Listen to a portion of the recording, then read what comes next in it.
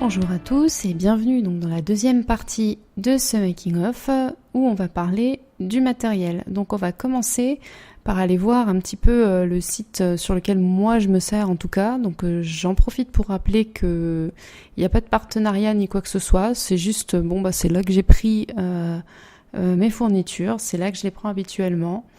À vous de voir si vous voulez faire pareil ou les prendre ailleurs. Il y a peut-être d'autres bons plans. N'hésitez pas à les partager en commentaire. Alors nous voici sur le site Alice Création qui est spécialisé en corsetterie. Donc ce qui est bien avec ce site, c'est qu'il propose des kits pour débutants en fait, plus ou moins. Et c'est ce qui m'a attiré dans un premier lieu. Donc il suffit d'aller dans corsetterie. Là on va dans les patrons et kits. Et là vous allez voir corset. En fait il y en a deux qui se ressemblent beaucoup. La différence, c'est qu'il y en a un avec gousset et un sans. Donc si vous voulez avoir une forme plus en sablier, je vous conseille donc le Silverado que je vous ai présenté dans la vidéo précédente, qui est ici. Mais bon, c'est à peu près la même construction. Donc voilà ce qu'ils présentent sur leur site. Voilà, la demoiselle aurait peut-être dû mettre une chemise, elle aurait eu un peu moins mal, je pense, mais bon, chacun fait ce qu'il veut. Alors, donc... déjà dans un premier lieu, il est bon de prendre ses mesures, donc qu'on prend à la poitrine, à la taille et au bassin. Donc c'est bien de le faire quand on n'a pas spécialement mangé. Comment dire, avoir notre taille moyenne quoi. Il faut pas se taper une raclette avant. Donc c'est bien les mesures de vous non corsetés qu'il faut utiliser.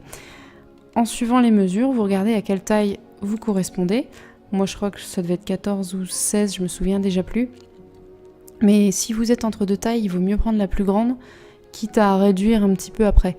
Sachant que dans le cas de ce corset en particulier, c'est pas très important. Ils vous demandent la taille, mais c'est parce qu'ils vont choisir un busque de taille différente selon ce que vous allez renseigner ici. Mais bon, vous allez avoir toutes les tailles sur le patron. En tout cas, il suffira juste de découper celle qui vous intéresse. Ensuite, vous voyez, vous pouvez choisir la couleur du lacet. Alors, ce qui est inclus dans ce pack, c'est à peu près tout, sauf la boîte d'œillet, le tissu et le poinçon pour faire des trous. Mais donc, sinon, il y a les baleines, il y a comment on appelle ça, le busque au milieu, le lacet, du coup. Et dans le temps, je crois qu'ils incluaient... Je veux pas dire de bêtises, mais il me semble qu'ils incluaient le tissu ou la doublure, mais je dis peut-être des bêtises. Dans tous les cas, il en faut au moins 50 cm que vous pouvez trouver. Donc, je crois que c'est dans tissu thermocollant ici.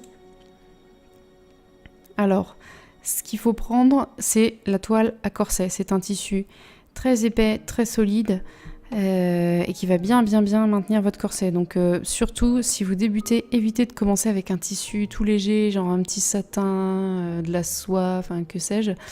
Il vaut mieux y aller avec un bon gros coton et une bonne toile à corset, c'est beaucoup mieux. Moi j'ai fait l'erreur quand j'ai fait ma première toile. C'est un peu compliqué, ce toile, ça veut aussi dire le premier essai que vous faites en fait. Donc quand j'avais fait le premier essai pour voir si le corset était bien à ma taille avec un tissu tout pourri, j'avais pris un tissu en polyester tout naze et ça avait fait des vagues. Je vais essayer de vous retrouver cette toile, elle était immonde. Donc, on regarde la toile à corset. Alors moi je vais le faire, ce corset là, avec du blanc mat parce qu'il m'en reste, donc c'est amplement suffisant pour ce qu'il me faudra. J'avais pris le blanc satin pour faire le deuxième que j'avais fait, que vous avez dû apercevoir normalement si vous avez regardé ma vidéo d'introduction. Celle-ci je l'ai utilisée pour un corset 1910 je crois, il était super, celui-là c'est le même, je l'ai déjà utilisé aussi, c'est juste une autre couleur. Donc faites-vous plaisir, c'est à vous de voir ce que vous voulez. Ensuite, il faudra un tissu de doublure aussi. Donc je vous conseille également de prendre un tissu bien épais parce que vous allez enfiler en fait vos baleines entre la toile et entre la doublure. Donc si un jour la baleine vient à transpercer la doublure, ça va vous faire mal et votre corset sera troué, c'est un petit peu dommage. Donc dans tous les cas, il faut au moins ces deux tissus-là. Et si vraiment vous voulez un beau tissu, et ben doublez-le avec un tissu épais et faites ensuite comme si c'était plus qu'une seule épaisseur. Donc on appelle ça une triplure. Voilà. Donc eux, ce qu'ils vont vous fournir, ce sont des baleines spiralées, comme ceci, qui sont parfaites pour les corsets victoriens qui ont en fait des courbes. Si en 18e, on n'utiliserait pas ça parce que tout est tout droit, donc on prendrait plutôt des baleines plates en plastique ou en acier. Et c'est là que je veux en venir. En fait, si je reviens ici, vous voyez la bande d'œillets qu'il y a là, et ben en fait, elle est entourée par deux baleines. Et eux vont juste vous envoyer des spiralés. Et le problème, c'est que ça risque de faire des vagues, comme ça fait un petit peu ici. Et moi, autour des œillets, je préfère toujours mettre des baleines plates, comme ici, ou plutôt en... Mince, où sont-elles? Oui, c'était ça? C'était ça? Ah non, ruban, non, pas du tout. Des baleines en acier comme ça. Moi, je les prends au mètre, ici. Elles sont super. Et en général, je prends en largeur du 5 mm. C'est amplement suffisant. 5-6, c'est très bien. Voilà, donc pensez à rajouter ça si vous voulez vraiment avoir une belle finition derrière, c'est toujours plus sympa. Il faut aussi rajouter le biais qu'on met en haut et en bas, donc le truc que j'avais zappé sur mon ancien corset parce que j'avais la flemme, bon bah c'est pas bien. Le biais satin, je le recommande pas trop parce qu'en fait c'est vraiment une matière polyester à 200% et il glisse, enfin c'est pas une super qualité. Moi là je vais utiliser du biais coton, c'est toujours bien.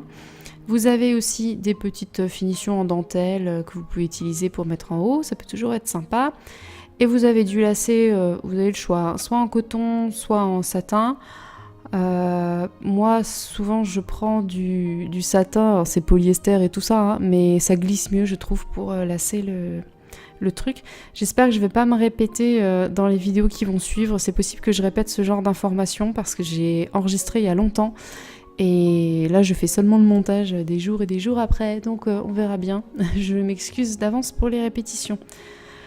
Ensuite, au niveau des fermetures, donc eux, ils vont vous envoyer le busque normalement à la bonne taille, donc ça, vous n'avez pas à vous en occuper.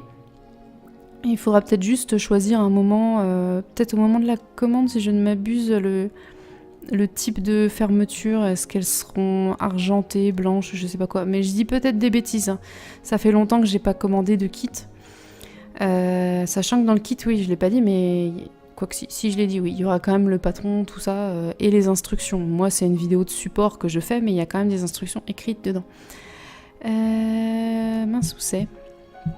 Fermeture, bande à œillet, non. Ah bah mince, je les ai perdus. Je les ai perdus. Cette vidéo est super bien préparée. Ah bah voilà, accessoires métalliques. J'avais besoin de vous parler de ça aussi.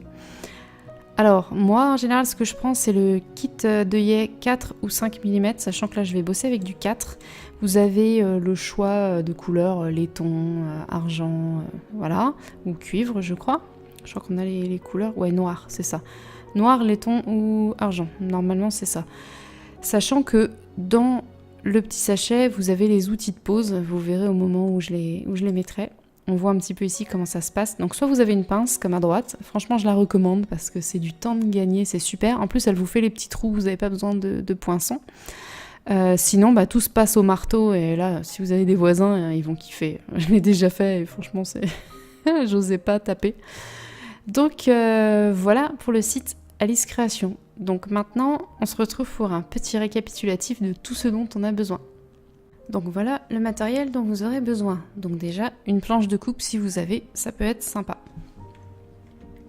Ensuite, le patron qui vient dans le kit. La toile à corset, une doublure, du fil, des aiguilles, un mètre, des ciseaux ou une roulette, ça c'est comme vous voulez, au choix. Sachant que les ciseaux, bon, c'est un peu indispensable quand même pour couper votre fil. Un crayon, donc pour marquer légèrement le tissu. Des épingles, un découvite, pardon, n'importe quoi. Un poinçon, sachant que vous pouvez aussi utiliser la pince qu'on verra plus tard pour faire des trous.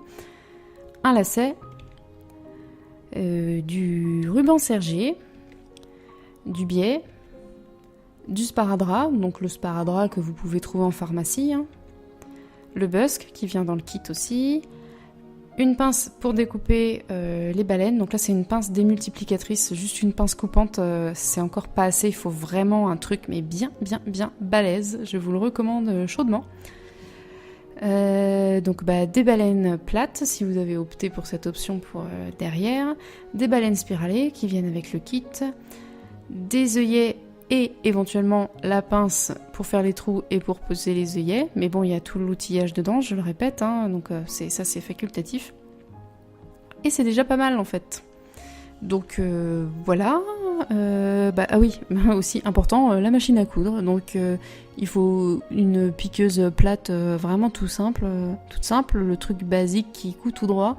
La seule chose dont vous pouvez avoir besoin qui va vous faciliter la vie, mais normalement c'est dans toutes les machines à coudre, c'est le pied pour fermeture à glissière qui va vous permettre de coudre le long des baleines et d'éviter de casser les aiguilles dessus et donc de vous retrouver avec un morceau d'aiguille dans les yeux. D'ailleurs, on le répétera jamais assez, c'est toujours mieux, il n'y a pas grand monde qui le fait, mais je le dis quand même, c'est toujours mieux de porter des lunettes de protection quand on utilise une machine à coudre parce que ça arrive à toutes les couturières et couturiers, hein, un jour de casser une aiguille pour une raison X ou Y et souvent ça passe pas loin des yeux, donc faites attention. Voilà, donc merci d'avoir regardé cette partie numéro 2. Je vous retrouve pour la partie numéro 3. Et je dois regarder mon programme parce que j'ai déjà oublié. Oui, voilà, où je vais vous parler du patron. Donc merci beaucoup, je vous retrouve tout de suite.